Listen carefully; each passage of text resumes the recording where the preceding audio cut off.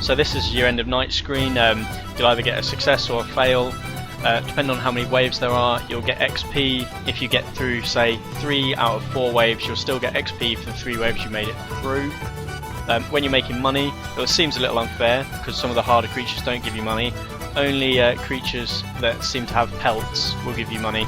So 66 cents isn't really that much, but it seems quite enough to get you through to the next lot, later levels where you can start making more money.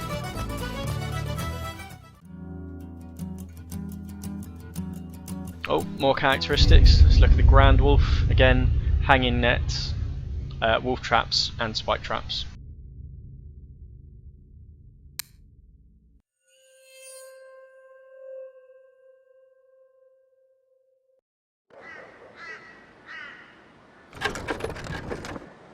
Action points. Okay, that's a video about action points. Action points is this green bar here. Obviously you can watch the video and that will tell you more about it. Also there's a video about bonfires. This is another night where it tells you new things such as new path open there. This is the first night where you're really allowed to put the traps where you want. Okay, so scroll in to get a closer look at what's going on. I've got 225 action points, as you can see down there in the bottom right. And then obviously each one of these, holding your mouse over it, will tell you what's going on. Some cost, see like the wolf traps cost 10 cent, whereas the hanging nets are free. All free items disappear after that night, whereas if you've paid for an item, it will stay there till next night. So it ends up that you've got legacy traps lying around the map that can help you on later on when you're running out of action points and or money. Okay, so the first 2 waves, we've got them heading straight in. So I don't really want to have to run up there to deal with these 2 wolves, so I'm going to kill them straight away with wolf traps.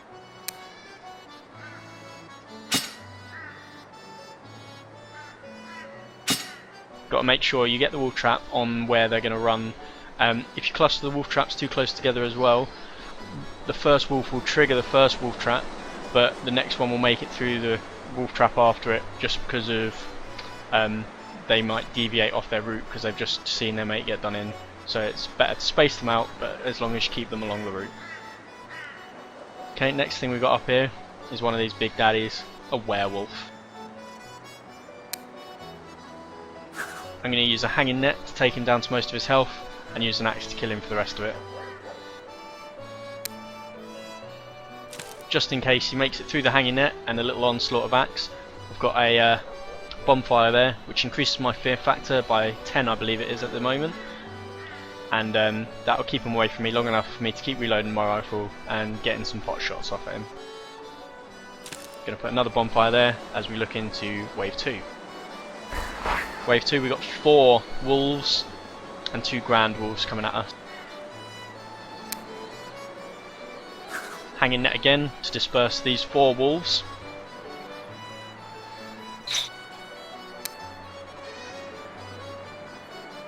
Let's put it in somewhere easier to see from the house, because that's obviously where I'm going to go back to.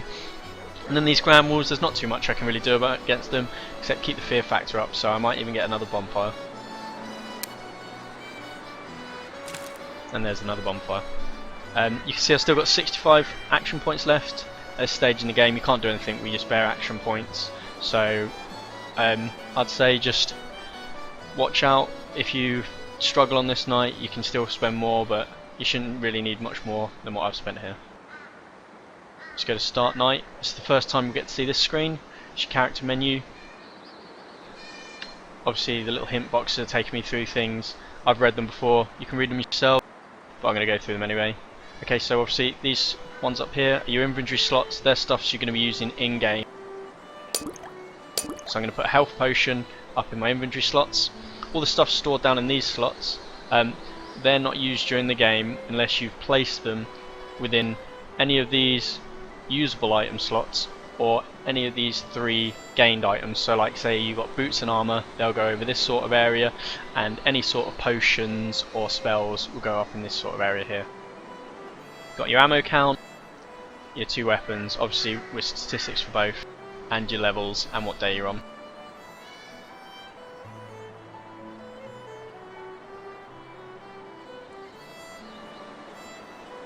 Okay, here are the skills. Obviously skill trees, like any skill tree, leads into other things, so if I unlock that, to unlock that, I need to unlock that one first.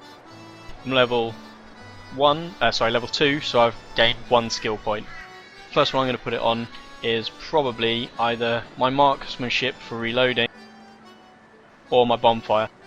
I was tempted when I first played it to put it on the trapping, but you start to use less wolf traps as you get on through the game, because a lot of the larger animals can just break straight free from them. I think I'm going to go for bonfire to increase the fear factor. Oh no, it remains alight for additional 20 seconds, so that's a whole minute of my bonfire being alight, which is giving me that extra fear factor, which is giving me time to reload my rifle and get pot shots off before anyone's close enough to hit me. Just confirm that. And we're back, and we're ready to start the night. You can always return and go back to your strategy page and do more if you feel, oh, I've still got 65 points left, I might as well spend them on more bonfires or other traps to try and save yourself if you start getting in a jam. But I think I should be okay, so I'm going to start the night.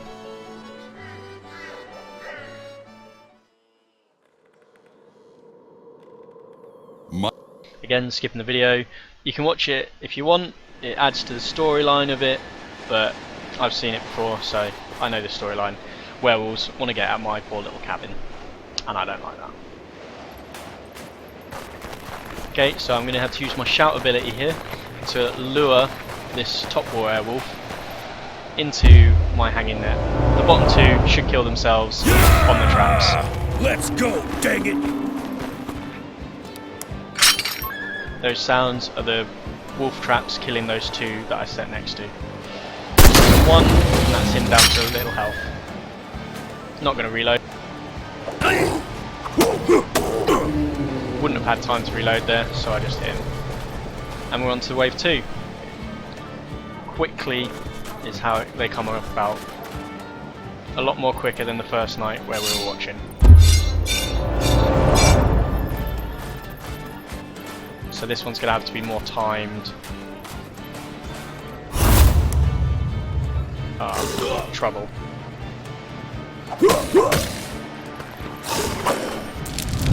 Unfortunately, I haven't been able to shoot the hanging net. That's why I'm not a fan of them. Okay, so I can see he's next, that big guy.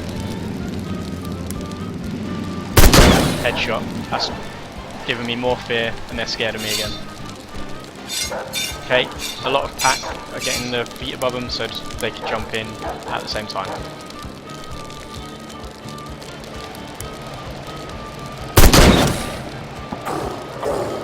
But if I keep just taking out the bigger guys, so that when the little guys come in, then it should be easier for me. There's one of the ground wolves dead, and the fear factor's dropping back to 35, so they're still too scared to come in and face me next to my bonfire. So I'll go for the other ground wolf. Only 3% fear factor left before someone jumps in. 2, 1.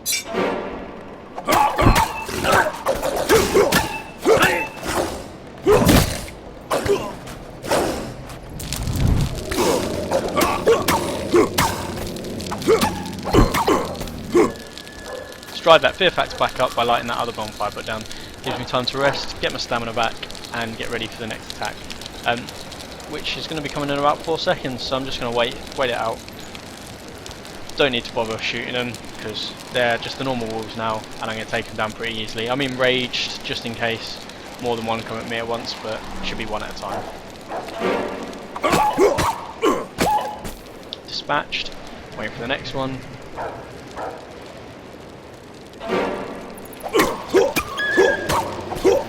And that's both waves cleared.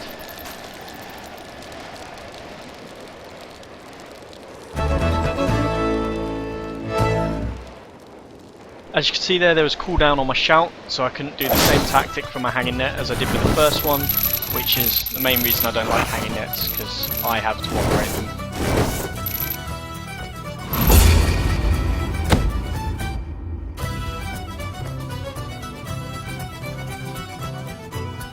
See there, all of these animals had pelts, so I've made 86 cent, which is added to my money down here, which is taking me to 243.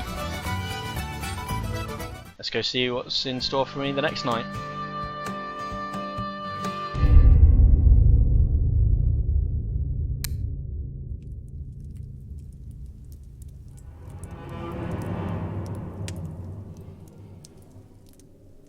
Skipping the video. Like I said, you can watch it, adds to the story a bit, tells you some new stuff. Okay, so here we are, we're in the town, and we're at the chapel. Obviously, throughout everything that goes on to do with werewolves and stuff like that, blessings seem to make things work better, so obviously I can bless my axes and my rounds. You can't bless the rifle itself, only the rounds you put into it. So I'm going to bless, I think, 7 of them, and spend $1 to bless my axe, so it does a bit more holy damage.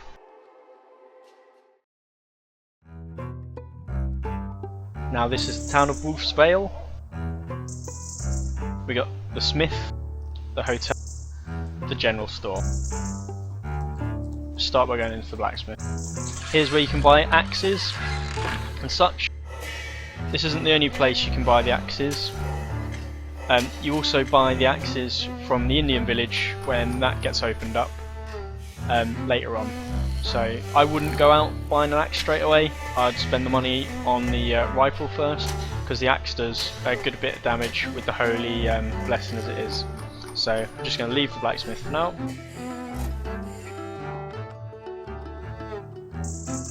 The hotel. In here you can buy all your different beverages. You've got your health, you've got your refresh of your stamina, and your Canadian alcohol is the one that gives you a feeling of power, which increases your damage for 30 seconds. At the start I buy as many health potions as I can, just because the hotel only stocks 3 at a time.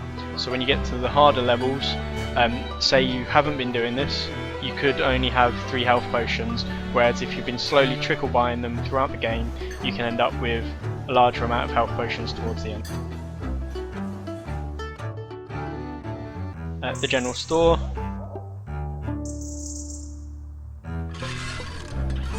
okay, in the general store is where you buy your rifles and your armors and your normal rounds. You can buy silver bullets later on, but that again is going to be from the Indian village. So I've only got 3 normal rounds and 7 blessed rounds.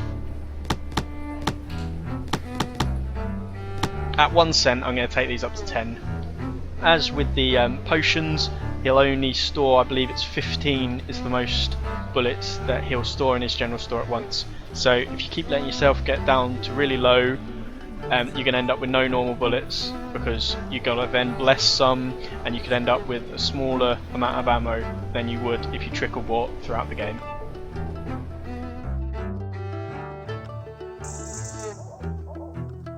And the convent over there is where we were, just blessing our item. So just click the rows to go back to my house.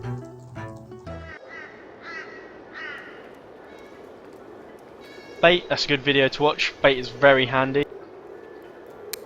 I'll be using bait quite a bit now. Okay, see, we've only got 1 wave, but this guy is going up to my chickens. I don't want him up there, because I'm going to be busy down at my house sorting out these 4 guys here. So we're going to go over here and place 2 baits, because he has to devour all of that before he'll move on. He'll move on to that one and devour it, by which time I should be at this chicken. Put a bonfire there for when he eventually does get there, so I can increase the fear factor and get a few shots off at him before he does anything about it.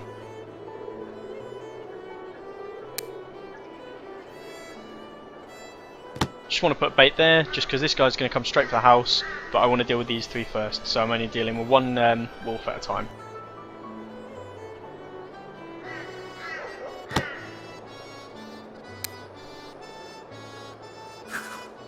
And we're going to place a hanging net over that bait. Like I did with the shout, with this hanging bait, these 3 wolves are going to go in there, they're going to eat the bait, they're going to be stuck, they're going to be stationary under my hanging net, so it's going to be